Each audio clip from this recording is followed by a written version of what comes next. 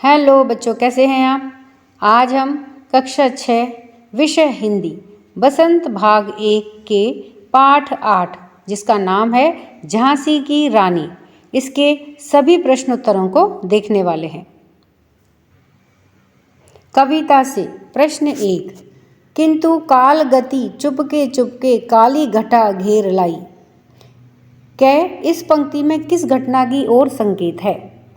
तो उत्तर है कि इस पंक्ति में झांसी के राजा गंगाधर राव की मृत्यु होने तथा रानी के विधवा होने से सारी खुशियां समाप्त होकर के वहां शोक छा जाने की घटना की ओर संकेत है। है कि काली घटा गिरने की बात क्यों कही गई है?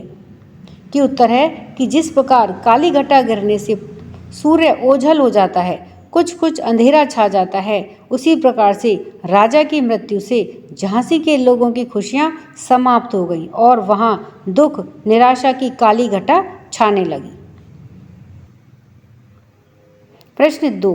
कविता की दूसरी पंक्ति में भारत को बूढ़ा कह करके और उसमें नई जवानी आने की बात कहकर सुभद्रा कुमारी चौहान क्या बताना चाहती हैं?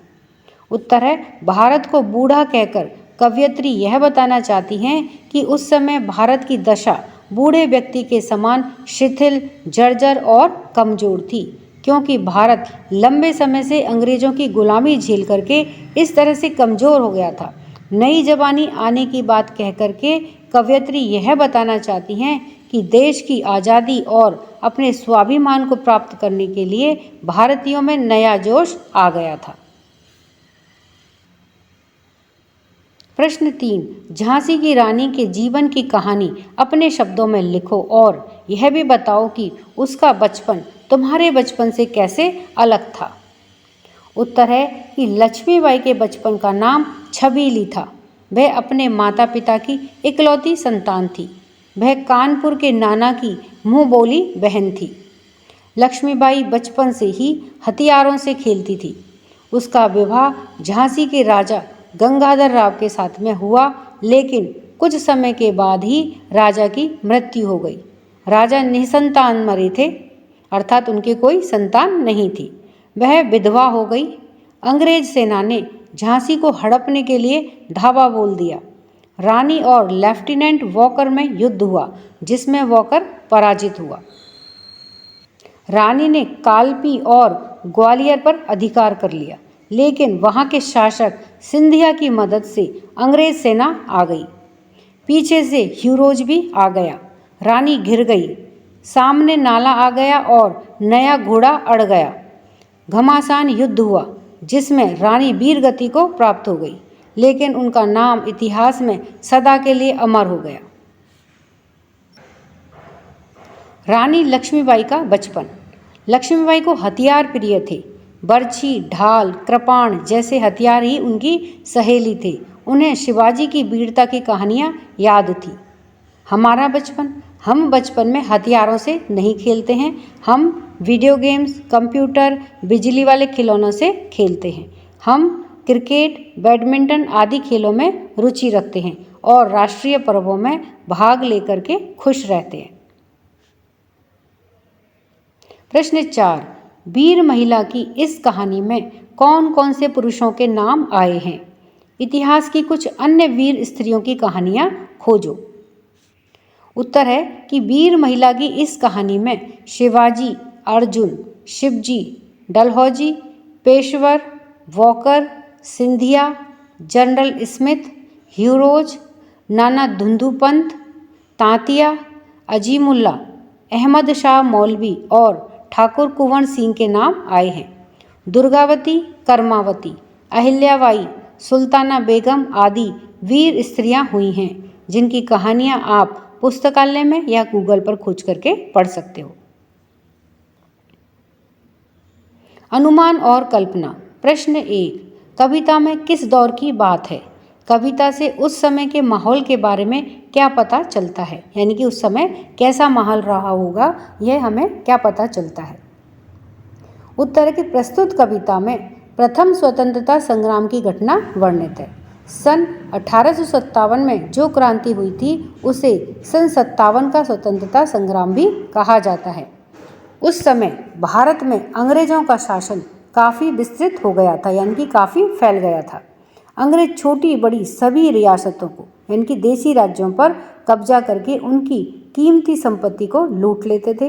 रानियों के कीमती वस्त्र आभूषण बाजारों में नीलाम होते थे। अंग्रेजों के शोषण और दमन की नीति से जनता परेशान थी। इसी वजह से ही आज़ादी पाने की लालसा के कारण जनता संगठित होने लगी थी। प्रश्न 2, सुभद्रा कुमारी चौहान लक्ष्मीबाई को मर्दानी क्यों कहती है? उत्तर है कि रानी लक्ष्मीबाई ने वीर मर्दों अर्थात योद्धाओं की तरह अंग्रेजों से युद्ध किया, अत्यधिक वीरता दिखाकर के झांसी की रक्षा करने का प्रयास किया, इसीलिए कवयित्री उसे मर्दानी कहती हैं। खोजबीन। प्रश्न 1, बर्छी, कृपाण, कटारी उस जमाने के हथियार थे। आजकल के हथियारों के नाम पता करो। उत्तर है कि आजकल के हथियार हैं स्टेन गन, बंदूक, पिस्तौल, तोपगोला, बम, मिसाइलें, रॉकेट आदि। प्रश्न 2 है कि लक्ष्मीबाई के समय में ज़्यादा लड़कियां वीरांगना नहीं हुई क्योंकि लड़ना उनका काम नहीं माना जाता था। भारतीय सेनाओं में अब क्या स्थिति है, पता करो। उत्तर है कि भारतीय सेनाओं की कुछ शाखाओं में अब लड़कियों की संख्या बढ़ रही है। लड़कियां आज थल सेना, वायुसेना तथा नौसेना यानी कि जल सेना में भर्ती होकर के वीरतापूर्वक देश की सेवा कर रही हैं। इस तरह से वीरांगना कहलाती हैं। भाषा की बात। नीचे लिखे वाक्यांशों यानी कि वाक्य के हिस्सों को पढ़ो। तो यहाँ पर देखिए ये एक बॉक्स है और इसमें क्या दे रखे हैं, वाक्यांश यानी कि वाक्यों के हिस्से। जैसे झांसी की रानी, मिट्टी का घरौंदा, प्रेमचंद की कहानी, पेड़ की छाया, ढाक के 3 पात, नहाने का साबुन, मील का पत्थर, रेशमा के बच्चे और बनारस के आम। का, के और की 2 संज्ञाओं का संबंध बताते हैं। ऊपर दिए गए वाक्यांशों में अलग अलग जगह इन तीनों का प्रयोग हुआ है। ध्यान से पढ़ो और कक्षा में बताओ कि का, के और की का प्रयोग कहाँ और क्यों हो रहा है। तो उत्तर है कि इन वाक्यांशों में का प्रयोग एकवचन संज्ञा में, के का प्रयोग बहुवचन संज्ञा के शब्दों के साथ में तथा की का प्रयोग स्त्रीलिंग संज्ञा सूचक शब्दों के साथ में हुआ है। उनसे 2 संज्ञाओं का परस्पर संबंध बताया गया है।